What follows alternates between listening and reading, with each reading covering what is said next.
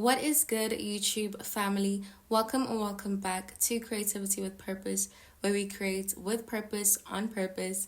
My name is Bilani Mtaga, and I'm so glad to have you here. Now, as you can tell by the title of this video today, I have a video for you guys that's a little different, but I just thought it was like an interesting thing to share with you guys. And it is the 12 social media trends that I think need to end. Okay, they immediately need to go. As I said, these are my opinions, so if you have different opinions, it's okay. You can share some of the trends that you feel like need to end in this social media era that we're in. And yeah, I'm just interested to know what you guys think and what your take is on some of these things that I will mention. But let's get into it. Now, as you already know, and if you don't, maybe you're around here or you've forgotten, I will be reading from my iPad, so I'll be looking down here and there. So please do excuse that. But the first social media trend that I think needs to end is chasing numbers and fame instead of authenticity. And this is just such a personal one for me because I feel like it has, it has this I relate so much to it because, there was a point in my creative journey where I started, feeling discouraged by, seeing the numbers grow slowly and things like that. But I feel like once you start obsessing over the numbers, once you start obsessing over attaining quick growth, that's when you lose, the love of creativity and being a creative.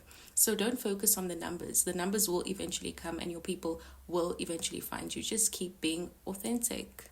The next trend that I think needs to end is dating coaches promoting manipulation tactics. And I don't want to even speak much on this because it is so tiring to scroll through your FYP and you just keep finding, these self-proclaimed dating coaches who give you this information, which is really just manipulation when you look closer, when it comes to relationships and love, And most of these people, as I said, they haven't gotten a degree. They don't have it doesn't even have to be a degree per se, but they don't have something to show for the fact that, okay, this is what qualifies me to speak about this. And I feel like a lot of people are very gullible, unfortunately, and there are also impressionable people who scroll through social media and are on social media. And so some people hear those things and take them to heart and actually apply them in their real lives, which is unfortunate.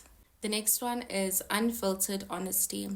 That is actually just cruelty. For example, sharing hygiene advice but hiding behind and using mean girl language and tones to get the point across. Listen, this one is so heartbreaking because it's like, okay, teach, on what you're teaching on, but let it be from a place of wanting to educate and not shame, women or young girls or whoever's, consuming your content. Be mindful of the tone, be mindful of the intention. Don't shame people for not knowing certain things that maybe you feel like they should know and maybe you know them and now you make people feel bad for, I'm even like, my brain is running faster than my mouth, but like I think it's just because I'm so passionate about this one because it's like they're literally young girls who just wants to learn, and the mean girl energy, the mean girl tone is not necessary. Just teach if you're here to teach. The next one is over editing and Photoshop. I don't think I need to say much on that. And the next one is dehumanizing public figures because they're famous. There's this notion that a lot of people have that if you are a creative or a public figure whatsoever, a person who's known, then you have to just take whatever it is that the public or the audience gives to you, and whatever negativity, whatever hurtful comments and hate you get, you just need to take it because you chose to put yourself out there, right? And I completely disagree with this because it's like, I feel like it's just an excuse to justify bad behavior, and it costs nothing to be kind. It costs nothing to just scroll away from a video if you have nothing to say, and it costs nothing to just keep quiet as well if you have nothing nice to say. We need to get back to those teachings that our parents gave to us and grandparents or elders gave to us. Literally, if you have nothing nice to say, just keep quiet. Keep it to yourself. And the next one is exposing your children online and exploiting them for profit. Don't even need to go further on that. We see it every day. It's like I just don't understand how you could put your children in a vulnerable position like that, especially in the kind of society that we live in where there are sick people. Like, it just never makes sense to me. The next one is over edited content that actually ends up becoming distracting rather than engaging. Like, you know what? I feel like I'm so for just doing what works for you when it comes to creativity.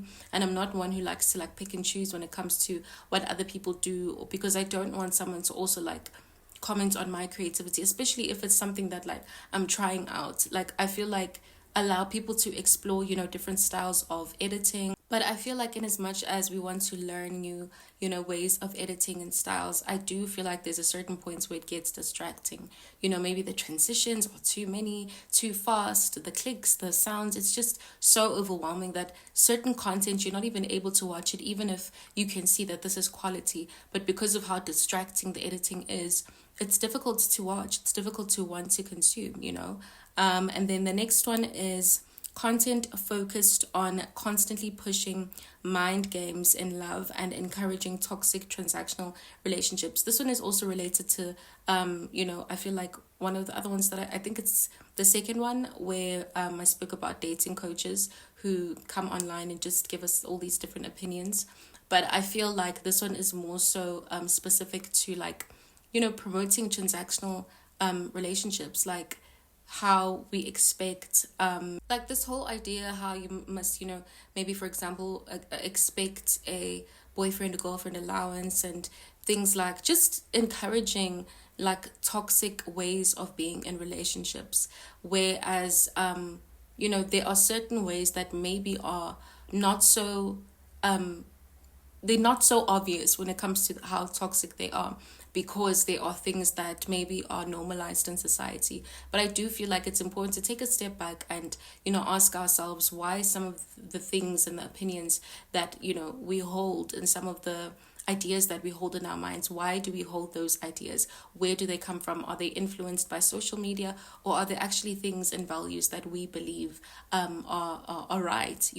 So I just feel like there's so many people, so many creatives who or content creators who come on here and promote like transactional relationships, or like maybe this advice of like if someone is broke, then you leave them. Why is still there?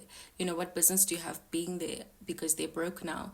It's just so many ideas that are just so, they're painful to even hear, for me sometimes. And I really, really try my best to clean up my FYP. And I suggest you do the same, because when you start to listen to a lot of that content, sometimes you can think you're just watching it for the sake of watching it or entertainment purposes. But you will start, adopting those ideals without noticing it, because it's something that you're constantly allowing your mind to consume.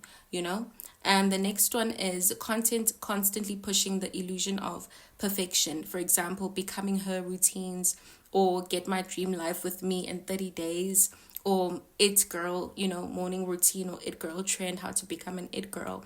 In as much as I get, the idea behind it, in as much as I understand that for some creatives and content creators and, the intention behind it is to encourage productivity of some kind. But I do think that sometimes the lines can get blurred, and it actually then pushes this toxic illusion of chasing perfection. And this perfection, doesn't even exist, getting yourself to look like the perfect person, getting yourself to, all these different things. Like, let's encourage productivity, but I feel like let's encourage it in healthy ways in our communities, and on social media.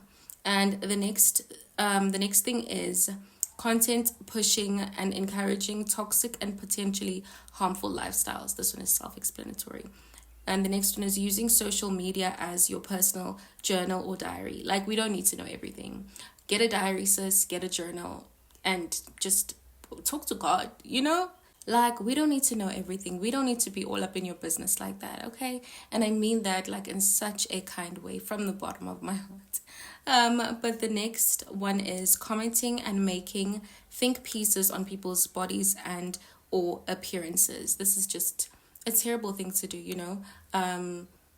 Just remember, whenever you comment on social media, there's an actual human being behind that phone who's going to be reading those comments. a human being with feelings, a human being with emotions, and you don't know the states of that human being's mental health, etc, etc. There are just so many reasons to just not be a terrible person and just be kind and conduct yourself, in a proper manner on social media. And the last one is mukbangs, encouraging excessive and unhealthy eating habits. I will admit, I will confess that I used to love watching mukbangs, but I also started thinking about them like in a different way now. But then I started like watching them more, and like I realized that like it's gluttony, it's not good, it's not healthy. It's a terrible thing to, I guess. I think for me, I've seen most of like, or some of the worst cases where like you actually see someone maybe changing over time. And it's not that like you're judging that person's appearance, but you realize that it's from the excessive, because some of these mukbangers literally, are they mukbangers? I don't know, but some of these people who do these mukbangs, they literally eat this junk food each and every single day, and you can see the difference in the effects that it's having on this person. And it's like, is it like a cry for help, because food is a real addiction. It can be a real addiction if not taken seriously. But yeah, that's it, guys. That's about it for me. I just wanted to share this little fun video. You guys let me know some of the trends that you feel like need to end. But yes, you guys, we have officially come to the end of this video. If you happen to enjoy it, you already know what to do. Don't forget to like, comment, share, as well as subscribe, and turn on those notification bells so you know each and every single time that I upload a new video. And until next time, God willingly, it is a goodbye from me. Stay blessed and stay prayed up.